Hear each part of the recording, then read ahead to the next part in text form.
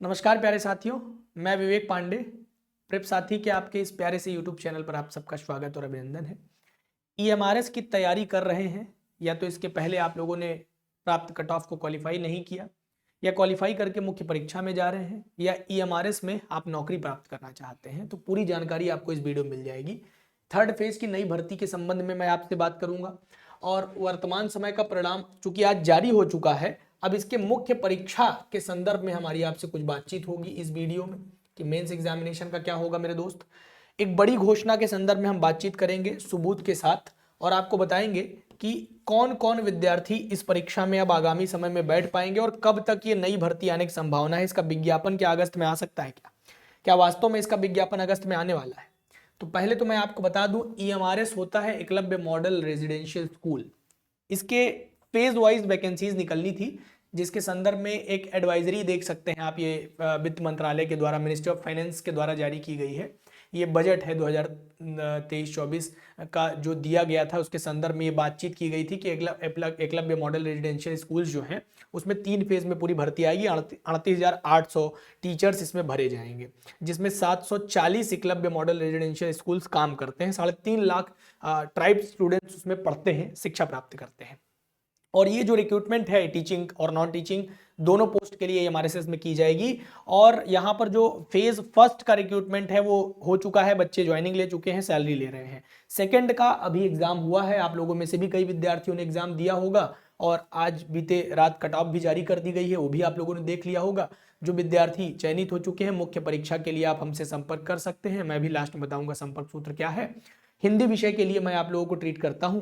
और यहाँ पर गौर करिएगा कि ईएमआरएस के लिए जो विद्यार्थी अब आगे तैयारी करना चाहते हैं, अभी से क्या क्या चीजें कर लें, क्योंकि एक समझिए कि केबीएस स्तर की नौकरी है, सेंट्रल गवर्नमेंट के अंतर्गत आता है, जो सैलरी है वो बहुत अच्छी मिलती है। और सबसे बड़ी बात, रेजिडेंशियल स्कूल्स हैं, महिलाओं के लिए तो बहुत अच्छी नौकरी होती है ये, है ना, सुरक्षा व्यवस्था भी अच्छी है। सेकेंड फेज का रिक्रूटमेंट 7,267 के साथ जारी कर दिया गया था 2026 में टीचिंग नॉन टीचिंग के लिए, अगस्त में कंप्लीट कर लिया जाएगा ये, यानी कि ये भी आपको बता दे रहे हैं, यहां पर स्पष्ट है। और देखिए कितना तो पहले 2023-24 के फाइनेंशियल ईयर में वित्त मंत्रालय के द्वारा ये बात कह दी गई थी, अगस्त 2026 में इसको पूरा कर लिया जाएगा और उसी ढर्रे पर चल भी रहे हैं। आज 1 फरवरी है, 31 जनवरी के रात में जो है आपका कट ऑफ जारी कर दिया गया है। अब आपका 1.5-2 महीने के अंदर मुख्य परीक्षा और फाइनल सिलेक्शन अगस्त 2026 तक करा लेंगे, यानी कि आपका अगस्त के बाद ही तीसरे फेज का एग्जामिनेशन जो है जारी कर दिया जाएगा। और आप जानते हैं कि ये हमारे ज्यादा समय नहीं देते हैं, 20 से 25 दिन आपको फॉर्म भरने के लिए देते हैं, 1.5 महीने 2 महीने के अंदर एग्जाम करा लेते हैं। तो इसके लिए जो प्रिपरेशन है वो आपको 6 महीने 5 महीने पहले से लग के करना पड़ेगा। आप देख सकते हैं कि फेज 1 का जो पाठ्यक्रम था उसको परिवर्तित करके फेज 2 में लाया गया, यानी कि अगर आप पुराने ढर्रे पर चलते रहेंगे तो सफल होना बड़ा मुश्किल है यहाँ पे, ठीक है ना। तो और दूसरी चीज, पहला जो फेज का एग्जाम हुआ था वो केवल एक ही एग्जाम था, उस पर सिलेक्शन था। और दूसरे में अगर आप आएंगे तो दूसरे में जो है टीयर 1 टीयर 2 कराने लग गए। टीयर 1 कॉमन एग्जामिनेशन था, जो कि अमूमन सब्जेक्टिव कंसर्न सब्जेक्ट के स्टूडेंट्स के लिए बहुत भारी था, उनके लिए सफल होना इतना आसान नहीं है। तो उनको अब पहले से क्या तैयारियां करनी चाहिए, इसके संदर्भ में भी मैं बात करूंगा आपसे। तो अगस्त में जब ये कंप्लीट होगा तो अगस्त से सितंबर आप मान के चलिए, लास्ट अगस्त से सितंबर और अक्टूबर के फर्स्ट वीक, अगर सितंबर के लास्ट वीक तक नहीं आता तो अक्टूबर के फर्स्ट वीक तक इसकी नई भर्ती की संभावना देखी जा सकती है। हाँ, बाकी उत्तर प्रदेश की शिक्षक भर्तियों के संदर्भ में इतना कह सकता हूं कि जो बच्चे उत्तर प्रदेश की शिक्षक भर्तियों का समय राह देख रहे हैं, 23,000 भर्तियों के संदर्भ में जो है विज्ञापन जारी होने की संभावना दिखाई जा रही है। इसके लिए विज्ञापन जारी हो सकते हैं, कब होगा ये काल के गर्त में है, इसके आधार पर कुछ कहना बड़ा कठिन है, तो मैं इस पर हाथ नहीं डालूंगा।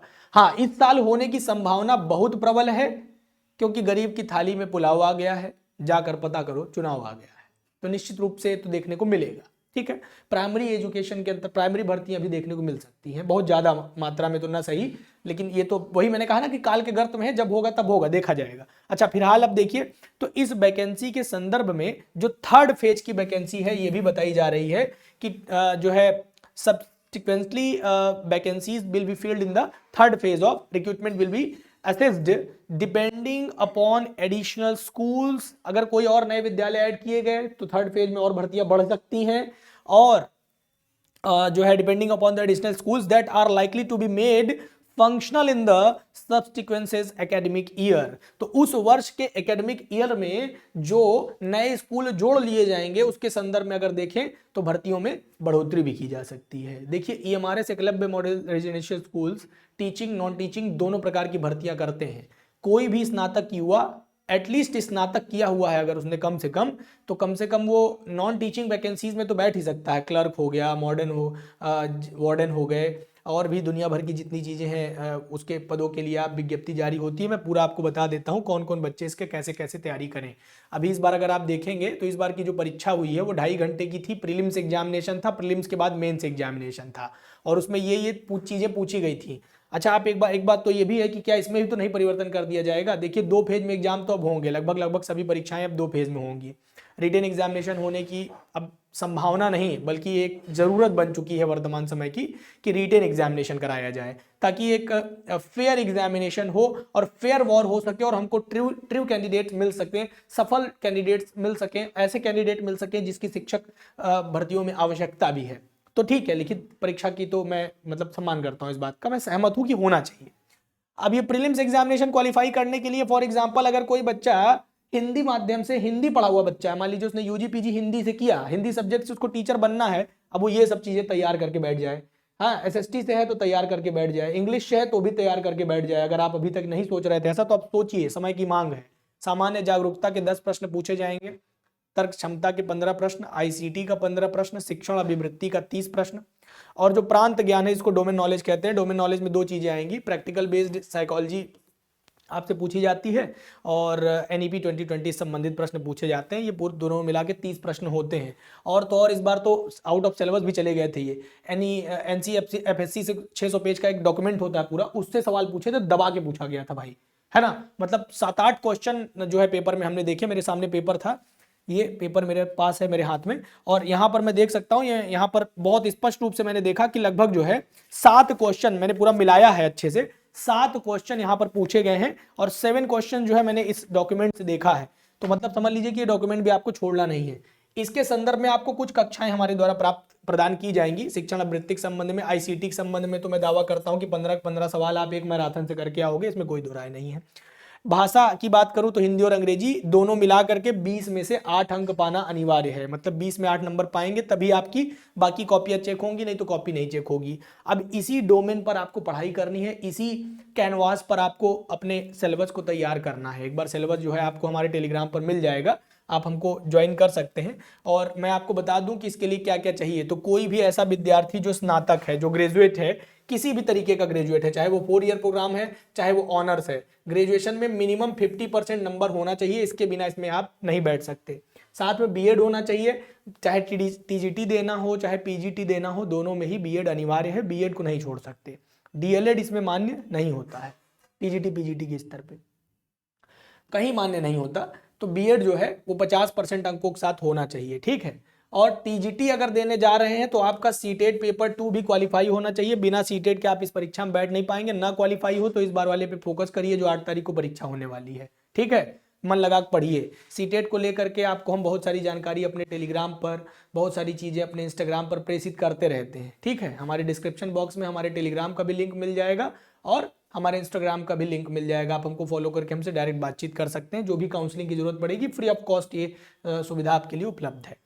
देखिए सीटेट के लिए आपके सीटेट पेपर 2 क्वालिफाई हो, बीएड हो, ग्रेजुएट हो तो टीजीटी दे सकते हैं कंसर्न सब्जेक्ट से। जो आपका सब्जेक्ट है, भाषा वाले विद्यार्थियों के लिए हिंदी भाषा 3 वर्ष अनिवार्य रूप से होनी चाहिए, और अंग्रेजी के विद्यार्थियों के लिए भी 3 वर्ष अनिवार्य रूप से होनी चाहिए। ऐसे ही संस्कृत के लिए भी 3 वर्ष अनिवार्य रूप से होनी चाहिए। जब यूपी के एग्जामिनेशन होते हैं तो उसमें कॉम्बिनेशन की मांग होती है, कवायद होती है। यहाँ कॉम्बिनेशन की लड़ाई नहीं होती है, बस विषय होना चाहिए, कंसर्न सब्जेक्ट होने चाहिए।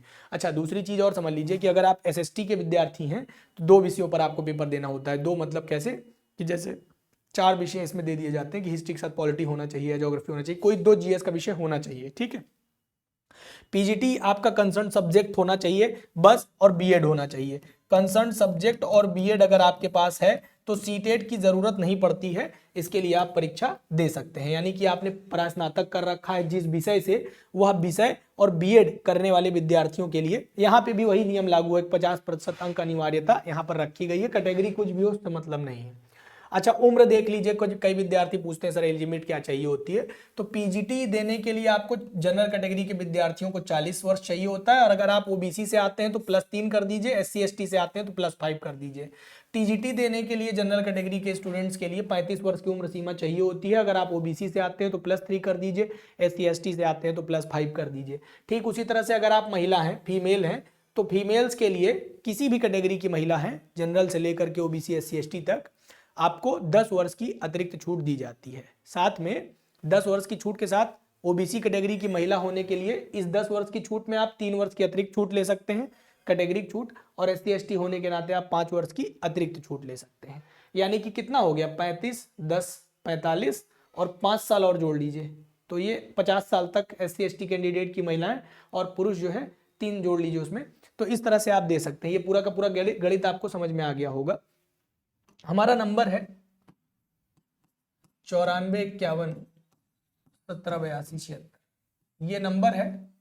आप टीजीटी की तैयारी के संदर्भ में, पीजीटी की तैयारी के संदर्भ में, यूजीसी नेट JRF के संदर्भ में हमसे संपर्क कर सकते हैं।